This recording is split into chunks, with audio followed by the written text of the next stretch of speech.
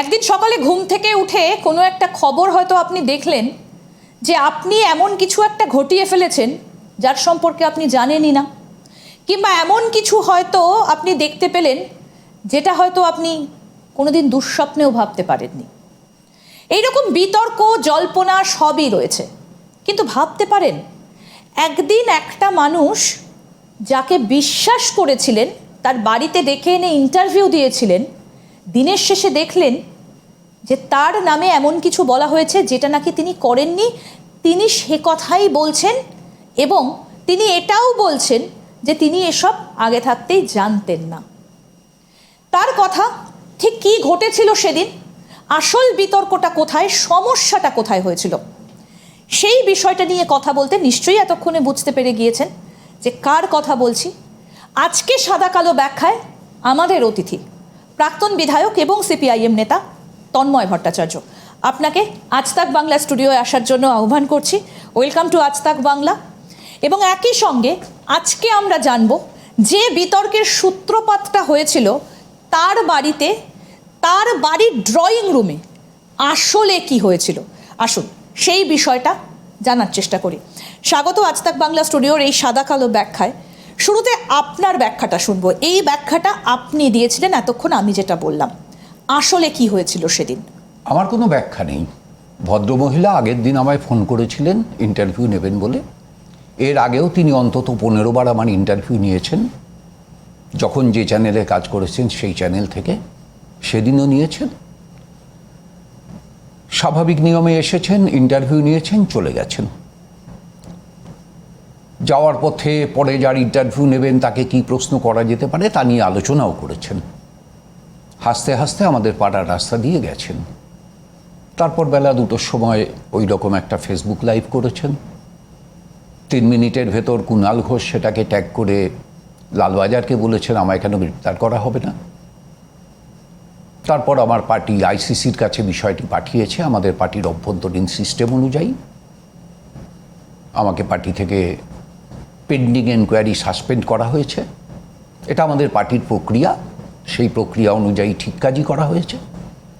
আমি এখন সেই হিসেবে পেন্ডিং এনকোয়ারি সাসপেন্ড আছি। নিশ্চয়ই এই এনকোয়ারির রেজাল্ট 2-4 দিনের ভিতর বেরিয়ে আসবে। ঠিক সেদিন যে ঘটনাটা ঘটেছিল এবং যে অভিযোগটা আপনার নামে উঠেছে, কোট আনকোট আপনি বোধহয় একটু ভুল জায়গায় বসে পড়েছিলেন। আমি নামটা আর করতে চাইছি না যে কোন জায়গায় বসার কথা বলা হয়েছে। তার প্রত্যক্ষদর্শী কি কেউ আছেন সেই সময় আপনার পাশে যারা যারা ছিলেন? দেখুন, আমার বড় বৌদি তিনি আমাদের দরজার সামনে দাঁড়িয়েছিলেন, আর ভদ্রমহিলার সঙ্গে একটি মেল ক্যামেরাম্যান ছিল, সেই ক্যামেরাম্যানও ছিলেন। সুতরাং যা ঘটেছে তার প্রত্যক্ষদর্শী এই দুজন।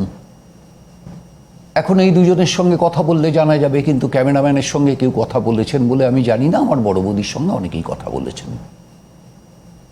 আপনার ঘরে বা সেই জায়গায় কোনো রকম কোনো সিসিটিভি লাগানো আছে কি, বা ফুটেজ কোথাও পাওয়া যাবে? তখন ছিল না, আমার ঘরে তখন সিসিটিভি ছিল না। কিন্তু এই ঘটনার পরে আমি বাড়তি সতর্ক হই এবং বাড়িতে ওই ঘরে সিসিটিভি লাগিয়েছি। তবে আমাদের রাস্তায় একটি সিসিটিভি আছে এবং সেই সিসিটিভিতে এটা নাকি দেখা গেছে যে ওরা হাসতে হাসতে রাস্তা দিয়ে বেরিয়েছেন। বেশ, কিন্তু আপনার সঙ্গেই কেন এই ঘটনাটা ঘটলো? আপনার কি মনে হয় এর পেছনে অন্য কোনো কারণ রয়েছে? কোথাও কি অন্তর্ঘাতের আশঙ্কা করছে? দেখুন, আমি তেমন নির্দিষ্টভাবে কিছুই আশঙ্কা করছি না। আমি প্রথম থেকে বলেছি এটি একটি পরিকল্পিত কুৎসা, এখনও তাই বলছি। এখন এই পরিকল্পিত কুৎসাটা কে করেছেন, পরিকল্পক কে, যতক্ষণ পর্যন্ত সেটা স্পষ্ট না হবে ততক্ষণ পর্যন্ত তার ঘাত প্রতিঘাত অভিঘাত কিছুই স্পষ্ট করে বলা যাবে না। সুতরাং আগে ঠিক হোক যে পরিকল্পকটাকে, তারপর সব প্রকাশ্যে আসবে। ঠিক, তারপর আপনার ওপর একটা শাস্তির খাড়া নেমে এলো এবং দল আপনাকে একটা শাস্তি দিল। এই মুহূর্তে আপনি সেই জায়গাতেই রয়েছেন। আত্মপক্ষ সমর্থনের কোনো সুযোগ কি আপনাকে দেওয়া হয়েছে? না, আমি এটাকে শাস্তি মনে করি না। আমি এটাকে মনে করি পদ্ধতি।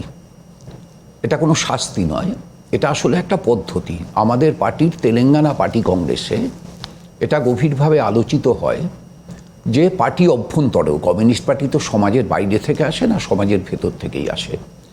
সমাজের মধ্যে থাকা যে বিষয়গুলো আছে, নারীদেরকে অবহেলার চোখে দেখা, গৃহবধূ নির্যাতন, নারীদের মান সম্মান নষ্ট করা, এগুলো সমাজের অসুখ।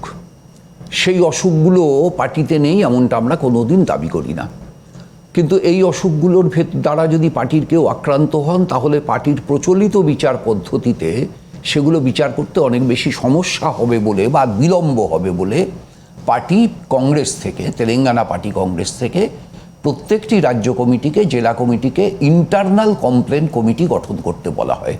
আমাদের রাজ্যেও সেই ইন্টারনাল কমপ্লেন কমিটি আছে এবং সেই কমিটিকে বিচার করতে বলা হয়েছে।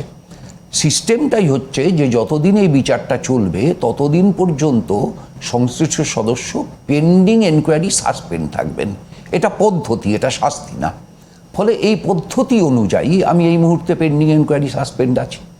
ঠিক 2021 সালে বিধানসভা ভোটের পর আপনি যখন হেরে গেলেন, তারপর দেখা গেল যে আপনাকে আবারও প্রকাশ্যে মুখ খোলার জন্য সতর্ক করা হলো এবং সেই সময় আপনি বেশ কিছু কথা বলেছিলেন, কেন খারাপ ফলাফল হলো সেই সব নিয়ে আপনি প্রকাশ্যে মুখ খুলেছিলেন।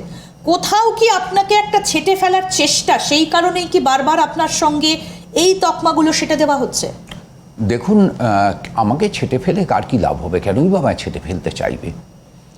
আমি তো কোথাও কারো প্রতিদ্বন্দ্বী নই যে আমাকে ছেঁটে ফেলতে হবে। আর আমাদের পার্টিতে এইসব ছেঁটে ফেলার কালচার এটা আছে বলেও আমি বিশ্বাস করি না। হ্যাঁ, এটা ঠিক 2021 নির্বাচনী ফলাফলের বিপর্যয়ের সামনে দাঁড়িয়ে প্রচণ্ড হতাশ এবং প্রচণ্ড বিপর্যয়কর পরিস্থিতির মধ্যে দাঁড়িয়ে আমি অনেকগুলো কথা বলেছিলাম। আমি আজও মনে করি কথাগুলো ঠিক, কিন্তু একই সঙ্গে আমি এটাও মনে করি যে কথাগুলো মিডিয়ায় না বলাটা আমার উচিত ছিল, কথাগুলো আমার পার্টির ভেতরে বলা উচিত ছিল। এই বিপর্যয়ের কথা যখন আপনি তুললেন, তো এই জায়গায় দাঁড়িয়েই আপনাকে প্রশ্ন করি যে একটা দল, যে দলটা 34 বছর এ রাজ্যে ক্ষমতায়, সেই দলটা 2021 সালে এসে একটাও আসন পায় না, শূন্য একেবারে। কারণটা কি? এইভাবে ছেড়ে ফেলে দিল জনগণ, সেটা কি এই পাকা চুলের তত্ত্ব? না, আদৌ না। পাকা চুলের তত্ত্বটা একটা সম্পূর্ণ ভুল তত্ত্ব। কমিউনিস্ট পার্টি কোনোদিনই পাকা চুলের পার্টি ছিল না। সদ্যপ্রয়াত বুদ্ধদেব ভট্টাচার্য যখন পার্টিতে রাজ্য কমিটির মেম্বার হয়েছিলেন তখন সব চুল কালো ছিল। সুভাষ চক্রবর্তী যখন পার্টিতে রাজ্য কমিটির মেম্বার ছিলেন মাথা ভর্তি চুল ছিল এবং সব চুল কালো ছিল। শ্যামল চক্রবর্তী, মইনুল হাসান, মানব মুখার্জি, তাপস বসু, মৃণাল দাস, বিমান বসু নিজে, এরকম অজস্র উদাহরণ দিতে পারি যারা যে সময় পার্টিতে রাজ্য কমিটির মেম্বার হয়েছিলেন সেই সময় তাদের সব চুল কালোই ছিল। সুতরাং কমিউনিস্ট পার্টিতে চিরকালই নবীন প্রবীণের সহাবস্থান চলেছে।